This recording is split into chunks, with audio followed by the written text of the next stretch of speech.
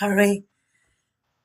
Miss Marites, alam mo yatang lahat ng baho ko na tinatago-tago ko pa.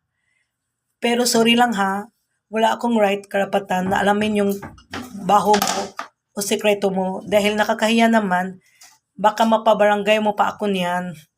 Wala sa vocabulary ko, pakialaman ang buhay mo yan, buhay na may buhay. At saka, hintayin ko na lang na may ibang Marites na makapagsabi sa akin kung ano ang tinatago-tago mo pang sikreto, yung tunay na baho mo.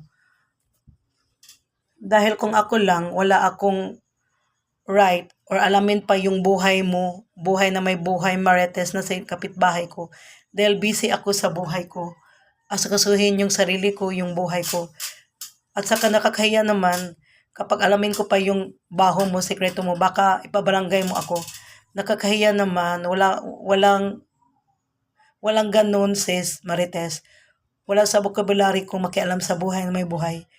At saka wala akong right pakialaman yung buhay mo dahil buhay mo yan. At buhay ko to. Anong pakialam ko kung alam mo yung baho ko, ang tinatago-tago kong sekreto ko? Ang gagawin ko na lang, maghintay na lang ako na may isang Marites na lalapitan ako at sabihin niya sa akin ang lahat, ang tunay at tinatago mong baho at saka sekreto. Hep hep hooray!